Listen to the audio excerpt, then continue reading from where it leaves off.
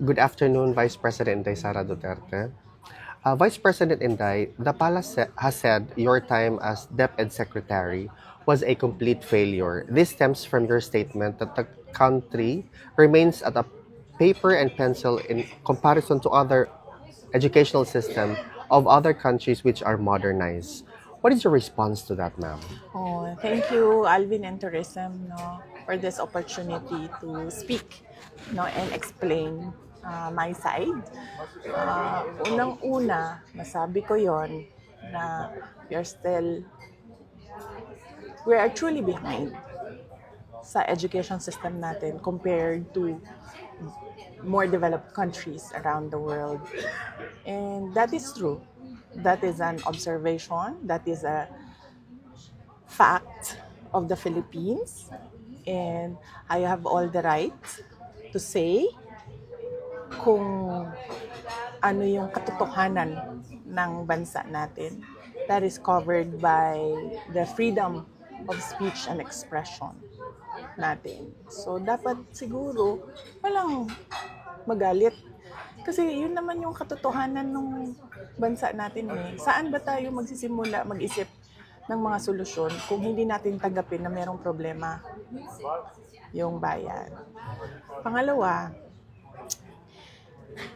hindi ko maintindihan saan nanggagaling yung total failure ako as a Department of Education Secretary. Kasi iba yung actions ni BBM noong ako ay nag-tender ng resignation. Kung maalala ninyo, that was June 19, 2024. It was a Wednesday. Matagal ko na pinag-isipan yung pagre-resign. Inisip ko na kapag mag-resign ako, habang nasa administration ako, inaatake ako. Pag nag-resign ako, dodoble yung atake sa akin. Posibleng mag-file ng impeachment case sa akin dahil September 2023 pa lang pinag-uusapan na yon. So, matagal ko na hawak-hawak yung resignation letter na yun. Matagal akong pabalik-balik sa Malacanang, pero hindi ko talaga pa naibigay. Pero nung June 19, 2024, dun ko na isip na yun ang pinakatamang panahon na ibigay ko na yung irrevocable resignation ko. Kasi merong meeting sa Malacanang about opening of classes na hindi naman dapat na umaabot sa level ng Pangulo, pero meeting ko para sa kung kailan magbubukas ang klase. So after nung meeting, mag-request ako kay President Marcos if I can have a few minutes of his time. Meron lang akong ibigay sa kanya na sulat. So, ang ginawa niya, sinabi niya, so ano kasi yon? Meron silang reception area, tapos papasok ka sa isang room. Doon sa room, doon ginagawa yung meetings nila. Merong conference table. Tapos, pinapasok niya ako sa isa pang room doon sa loob.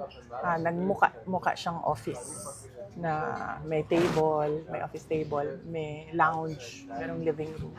Doon niya ako dinala. Meron pa isang conference table. So, tinanong pa nga niya ako hindi ka pa nakapasok dito? Sabi ko, hindi.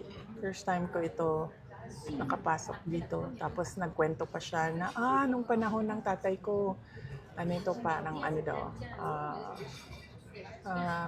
kung saan nag-gather ang mga tao. Tapos, gusto niya daw yung view na yon doon, kaya ginawa niyang office. Sabi ko, okay. Gumanon lang ako. And then, sinabi ko na sa kanya, may dala ako na letter, ibibigay ko sa'yo. Tapos, binigay ko sa kanya. And then, nung pinasa na niya, ang sabi niya, why? Tanong siya sa akin, bakit? Tapos sinabi ko sa kanya, ayoko na pag-usapan kung bakit ako mag-resign. Para sa akin ba, kailangan pa ba itanong yun? Hindi mo ba nakikita kung ano yung ginagawa ninyo sa akin?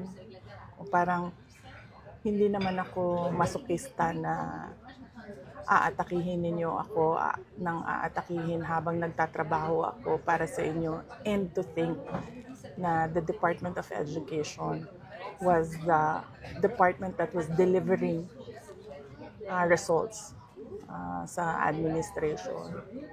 So hindi na ako sabi ko ayaw kong pag-usapan.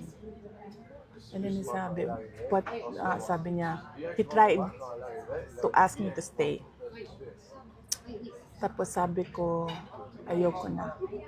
And then ang sunod niyang ginawa, inofera niya ako, may gusto ka ba na posisyon? Sabi ko, wala akong gustong posisyon. Tapos ang sunod niyang sinabi sa akin, pwede ka bang tumulong sa midterm elections para sa mga senators? Tapos sabi niya, kasi di ba yung hugpong ng pagbabago, kasali naman yun sa unit team noon. Gumanon siya. Sabi ko, hindi ko, pag-iisipan ko, pero wala pa akong plano para sa 2025 midterm elections ng senators.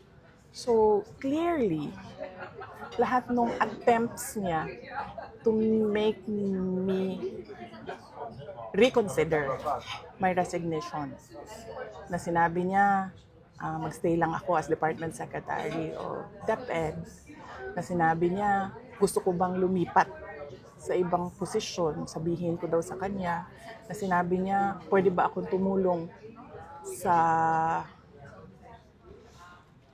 midterm elections ng 2025. So, hindi iyon actions ng taong tumitingin as failure ako. Action yon ng taong tumitingin na kailangan niya yung trabaho ko. So, hindi ko alam saan nanggagaling yung sinasabi nilang failure ako as a Department of Education Secretary. At ang clincher dito, hindi yun eh. Hindi yung gusto niya akong manatili at magtrabaho para sa kanya sa administrasyon.